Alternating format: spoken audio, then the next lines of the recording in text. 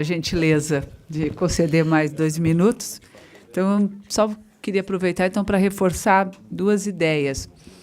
A primeira diz respeito ao MEI, microempreendedor individual, que vamos dizer, virou a forma de ingresso no mercado de trabalho com essa concepção de empreendedorismo, né?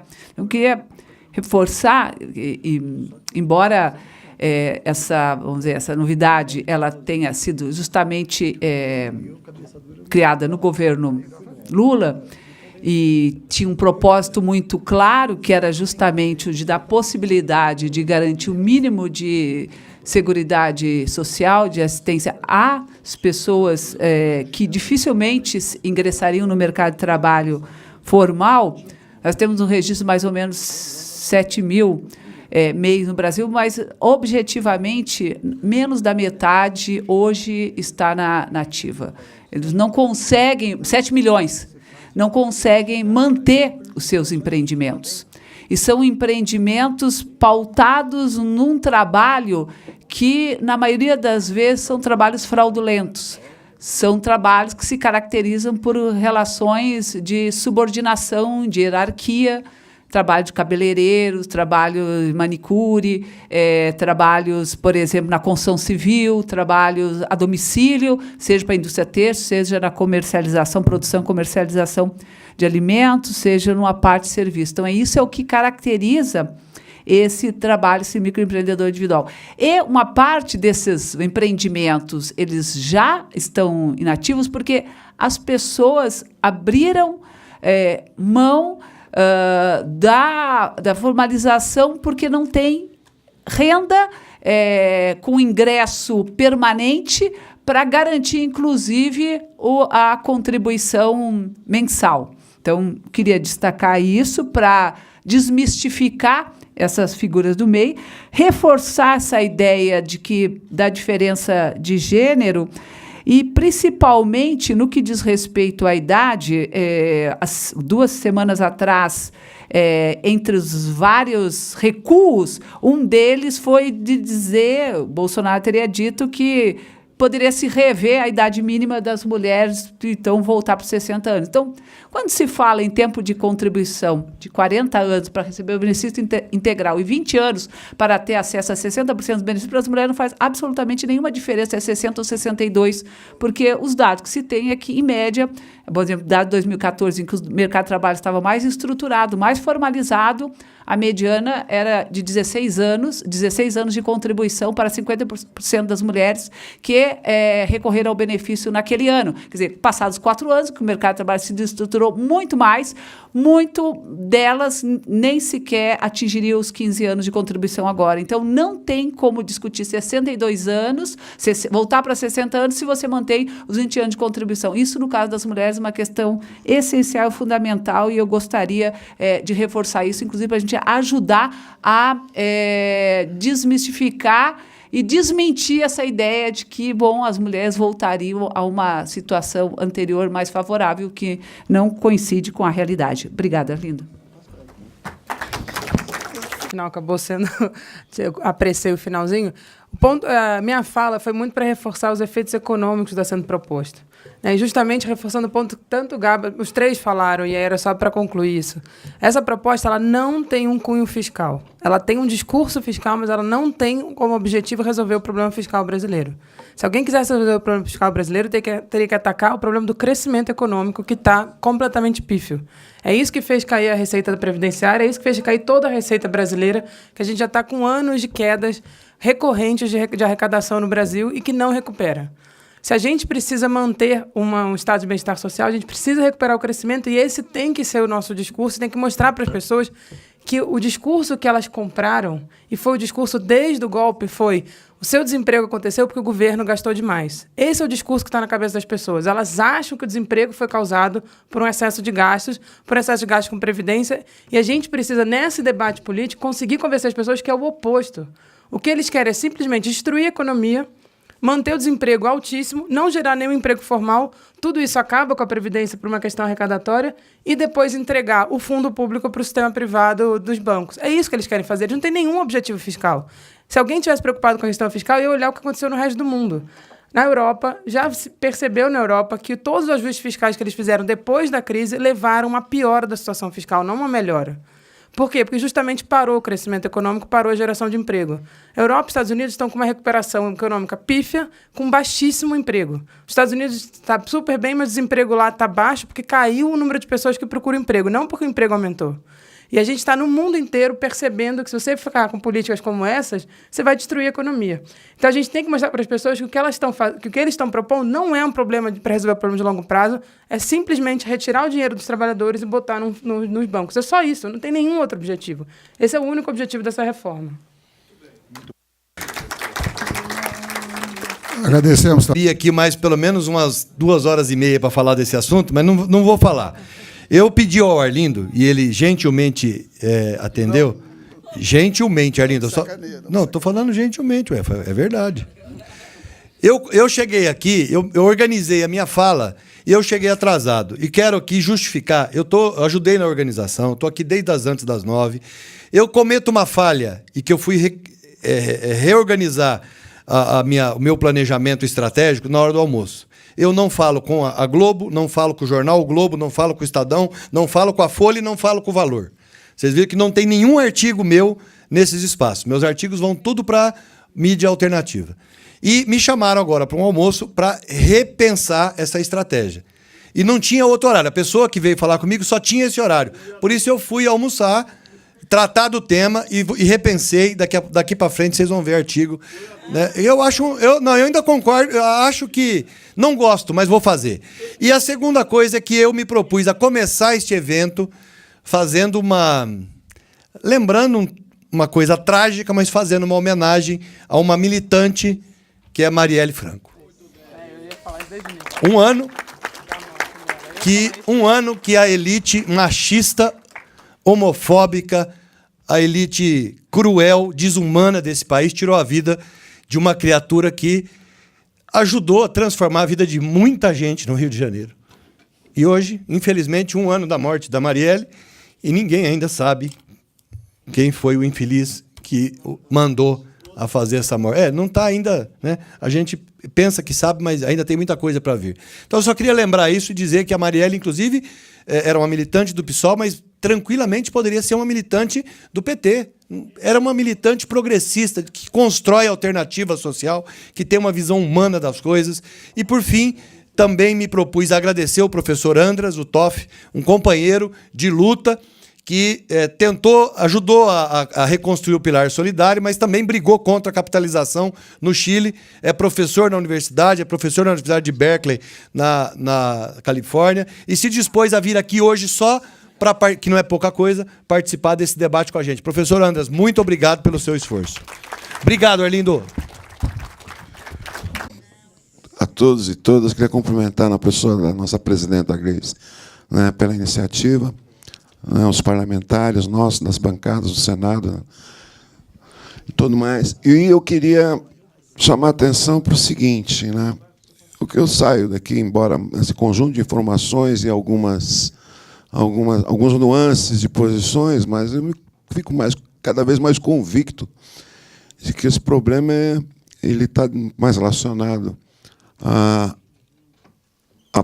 economia política do que à política econômica. Não é? Se trata de esvaziar o papel do Estado. E numa sociedade que está extremamente polarizada como a nossa, eu acho que nós não podemos tergiversar.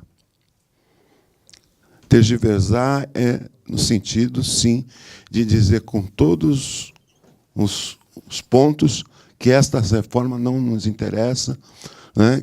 Se alguma reforma nos interessa, é a tributária. Eu digo isso porque nós, professores do Brasil, seguramos uma reforma junto com as outras categorias no ano passado, a do Temer. E nós vamos para as ruas agora, dia 22, de novo.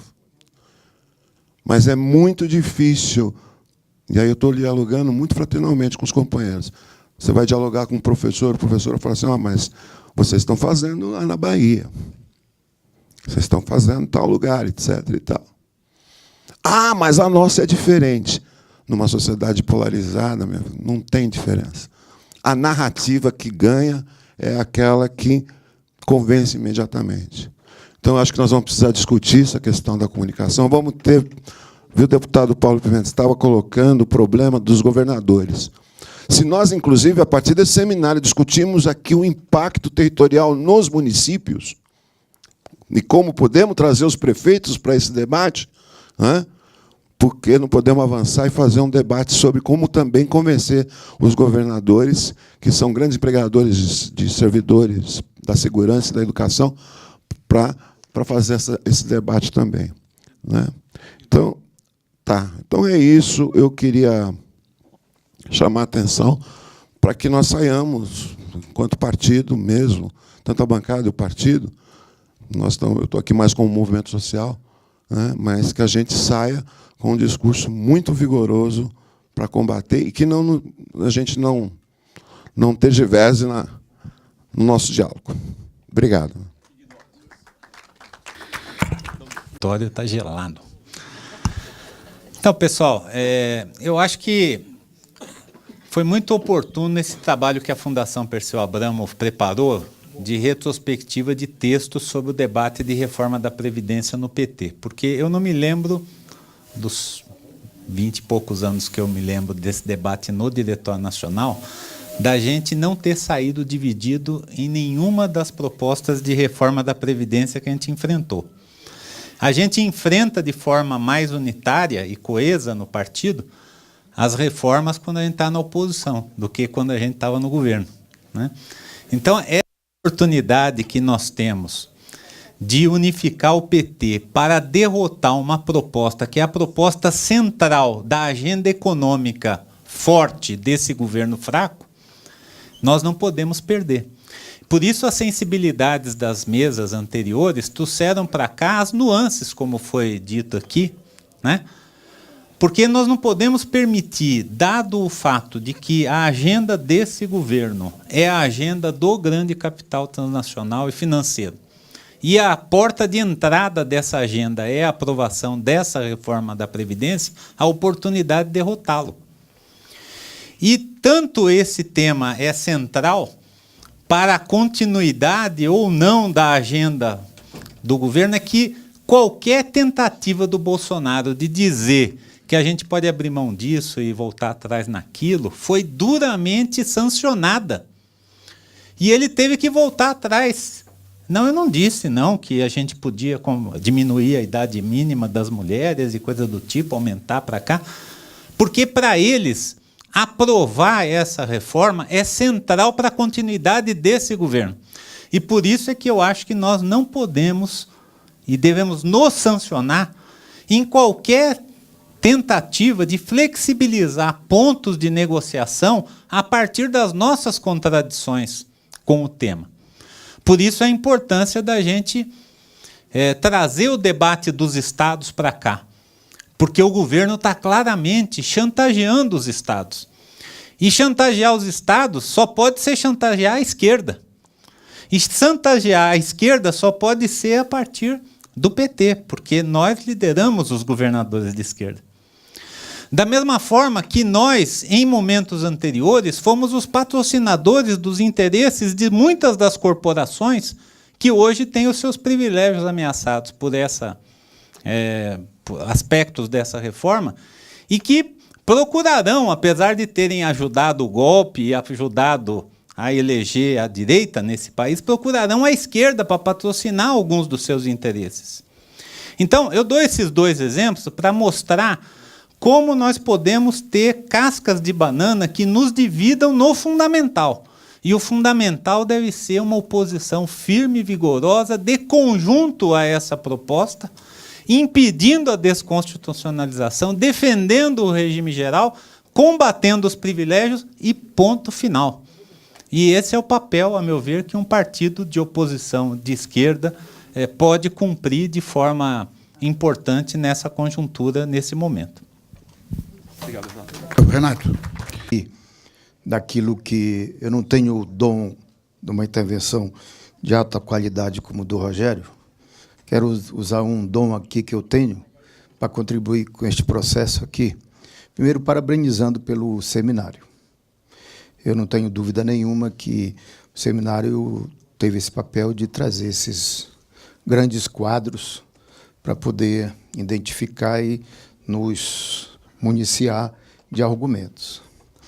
Mas eu queria dizer para vocês aqui que são belos argumentos, são importantes, mas não basta. Se a gente não tiver com a massa mobilizada para a gente enfrentar eles aqui no campo deles. Por exemplo, no Senado nós só viramos 6, acho que são grandes quadros políticos, 6, tirando a mim, que eu sou o mais simples, mas Rogério, Humberto, Jacques Wagner, o Jean, novíssimo que chegou aqui, cadê o Jean? Etc. Mas eu queria fazer uma proposta bem concreta aqui sobre essa questão, transformar isso aqui num grande momento de início de uma mobilização. E aqui qual seria o nosso papel? É exatamente o intermediador entre a proposta, o enfrentamento da proposta, e as massas que nós queremos ter acesso, conforme ele disse, como é que a gente vai fazer com que as massas se mobilizem. Então, eu queria usar exatamente o instrumento parlamentar para a gente mobilizar esse país, todos os setores. Então, minha proposta era o seguinte, nós já começamos a discutir aqui nas duas bancadas, como é que a gente aprovaria uma comissão externa das duas casas para a gente fazer os debates nas assembleias legislativas, combinado com as centrais sindicais, para que, por exemplo, numa sexta-feira de manhã, a gente fazia o debate para a sociedade na Assembleia Legislativa e, à tarde, fazer um grande ato público naquele estado que costumava fazer. E a gente leva essas figuras para o debate e leva as lideranças políticas para estar presente nos grandes atos. Só assim a gente vai mobilizar, iniciar um processo de mobilização para a gente, no momento que for a votação aqui, nós temos as massas pressionadas, porque tem alguns parlamentares que só funcionam na pressão. Todo mundo sabe disso. Então, eu queria deixar essa proposta bem concreta e não pode ser uma coisa só do PT. Acho que tem que envolver o conjunto dos partidos que têm assento progressista lá no Congresso, né? E incluir aqui, e já fomos até procurados por isso, à frente dos prefeitos. Eles têm uma associação que eles estão buscando associar esta mobilização e também essa frente de governadores também que estão se articulando para processar isso. Acho que isso aí seria um grande momento de a gente mobilizar e, além do debate rico, se contrapondo à proposta, mas eu acho que só realmente essas massas que vão ser prejudicadas, mobilizadas para impedir isso aqui. Pela qualidade do debate, né? Olha, eu tenho andado muito por aí, mas aqui foi realmente muito qualificado. A primeira coisa. A segunda é dizer que eu sou da educação, né, da CNTE, Confederação Nacional dos Trabalhadores em Educação, e a primeira coisa que a gente tem que fazer é acertar a narrativa, que eu acho que foi o que a gente conseguiu com o Temer.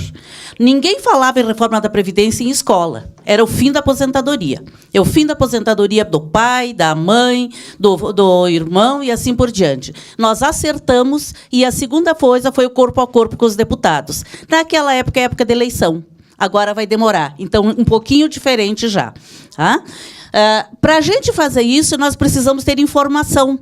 Então, esse momento que nós tivemos aqui tem que ser reproduzido. Agora já veio a proposta de reproduzir nas assembleias legislativas. Eu acho que tem que ir mais, tem que ir para a Câmara de Vereadores. Lá na Câmara de Vereadores, no mínimo, uma audiência pública. Todos os nossos vereadores têm que ter o compromisso de chamar uma audiência pública, em todos os municípios. E lá vai o movimento social, vai o sindicato, para poder ter argumentos, que muitas vezes as pessoas não têm argumentos para fazer isso. A outra coisa, a unidade. Tirou o professor, não tem que tirar professor, não tem que tirar rural, porque no momento em que nos dividirmos, nós estamos derrotados. Derrotados. Isso a gente tem falado muito nas escolas. Não é a minha aposentadoria, é a do meu aluno, é do pai do meu aluno, é da sociedade em geral. E, por último, dizer que eu já experimentei a calculadora no táxi, ida e volta ontem. Primeira coisa, moço, que idade tu tem? E ali fiz, né? Ele me olhou assim, eu não vou me aposentar. Né? Isso pega. A sugestão é que a gente faça um painel nas praças, né? com a calculadora lá e alguém fique ali fazendo isso. Né? Um militante fica ali o dia inteiro fazendo isso, mas aquele painel grande vai chamar atenção. Como é que se aposenta? Assusta. E não assusta só valor, assusta a idade. Para professor dizer que com 65 anos, 70 anos está alfabetizando, assusta mesmo, gente. Então é isso. Né? E assim é dessa forma que nós vamos chegar na conversa de boteco que o Lula tão sabiamente diz. Né? É falando com cada um aquela linguagem que ele entende. Muito obrigada.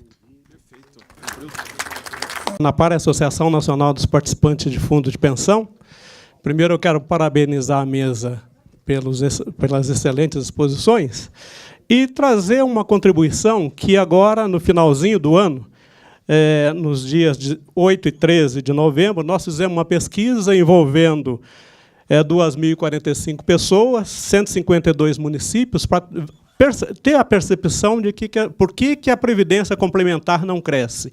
E os dados que a gente obteve através dessa pesquisa, muito aqui já foram colocados aqui, a Marilene entrou nesses dados, mas nós constatamos nessa pesquisa que 63% da nossa população tem renda insuficiente para sobreviver. 31% tem exatamente o que precisa, e apenas 6% tem renda que pode poupar de alguma forma. Então, esses números, eles dão uma demonstração que nós temos aqui 9% que contribui para o INSS, 20% que contribui para o INSS e guarda dinheiro para a aposentadoria, 24% que contribui apenas para o INSS e 41% da população que não contribui nem para o INSS e nem para uma aposentadoria complementar, que nós chamamos na nossa pesquisa de neném previdenciários. São 61 milhões de brasileiros, 61 milhões e 500 mil brasileiros. 9% contribui para o INSS e guarda dinheiro para a aposentadoria. São as pessoas que... Aí, Banco do Brasil, Petrobras, Caixa, que têm os fundos de pensão. 24% da população contribui só para o INSS. E 41% não contribui nem para o INSS, nem guarda dinheiro para a aposentadoria. 22% contribui para o INSS. Então, 2% não sabe responder. Então, nós temos uma massa de 61 milhões de pessoas que já estão sem qualquer perspectiva de aposentadoria. São os neném previdenciários. Essa pesquisa está à disposição. Se alguém quiser, a gente pode disponibilizar, passar para o partido, inclusive, para que, através desses números, aí descubram muito mais, explorem muito mais do que a gente conseguiu explorar. E o segundo ponto que eu queria chamar a atenção aqui, que da mesma forma que estão tentando destruir a Previdência Oficial e transferir a Previdência Oficial já para o sistema financeiro, na Previdência Complementar também está acontecendo a mesma coisa. É um movimento silencioso, onde, através de resoluções e através de instruções normativas, criou-se a figura da transferência de gerenciamento e, a partir disso, é possível transferir os recursos dos trabalhadores do Banco do Brasil, Previ, Petros, Funcef, para os bancos e seguradoras. Aqui, eu vou deixar para a mesa esse material aqui, que foi a Previdência Complementar e a retomada do crescimento, como o setor previdenciário pode promover o desenvolvimento do país com a proteção social aos trabalhadores. Recomendação e proposta para o governo e legisladores. Isso aqui era para o governo Haddad, que nós preparamos, mas eu acho que tem boa utilidade. Eu ainda tenho mais algumas revistas ali, eu trouxe 13. Eu sempre carrego o número de 13. Se alguém interessar, aí estão todas as nossas propostas para a Previdência Complementar e a contribuição que a gente pode dar para esse debate. Muito obrigado. Eu voltei porque eu acho que seria importante dizer 3 coisas. Uma é que nós vamos ter um desafio muito grande nesse processo, no aspecto da mobilização. Todo mundo sabe a situação que a classe trabalhadora está, o desemprego é muito alto, nós estávamos num processo de conquistas e agora nós estamos num processo de perdas de direito. Então, é um momento assim que a gente mais precisa do sindicato, mais precisa de organização, é um momento de um ataque muito forte, então é o maior desafio que nós vamos ter nesse momento. Com relação a financiamento também, porque as grandes mobilizações que nós fizemos de 2014 para cá, teve muito do dinheiro do imposto sindical, e aí agora nós vamos ter um grande problema na hora de fazer as grandes mobilizações que nós precisamos. Claro que tudo isso nós vamos ter que enfrentar. Essa questão dos municípios, né? Como eu sou servidora pública municipal, a gente sofre muito, eu sei o que é que significa, e agora a gente já está sentindo os efeitos da medida constitucional aí, a 95, que nos municípios, muitos, centenas, já não deram no ano passado o reajuste do piso do magistério. Este ano já não estão também fazendo esse reajuste, e as previdências, os institutos de previdência municipal, com muita dificuldade. Na cidade que eu moro, que é Quixadá, não dá mais, não está dando para pagar as aposentadorias, as pessoas que estão aposentadas hoje. Então, a situação é muito delicada e tende a piorar significativamente. Agora, nós temos um grande potencial. Eu entendo que precisamos usar todos. Por exemplo, é possível chamar um evento com os prefeitos? Por exemplo, saiu a medida 873, pessoal.